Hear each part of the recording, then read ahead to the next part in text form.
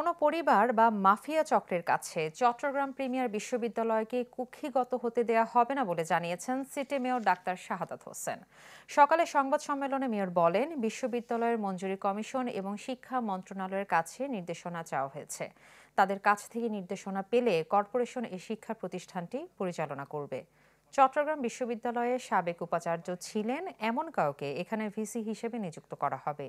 এছাড়া ভবিষ্যতে কোনো মেয়র এসে যেন এই শিক্ষা প্রতিষ্ঠানকে নিজের সম্পত্তি বলে দাবি করতে না পারেন, এজন্য একটি নীতিমালা প্রণয়নের কথা জানান সিটি মেয়র।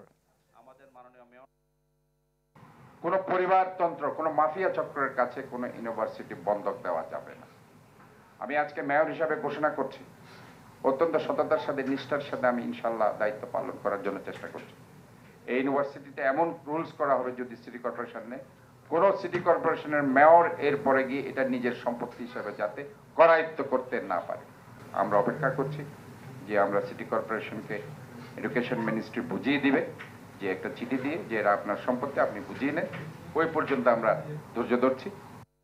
বছর শেষের খুশি নগদে হবে বেশি। নগদ পেমেন্টে নির্দিষ্ট ক্যাটাগরির কেনাকাটায় ৩০০ টাকা পর্যন্ত ক্যাশব্যাক।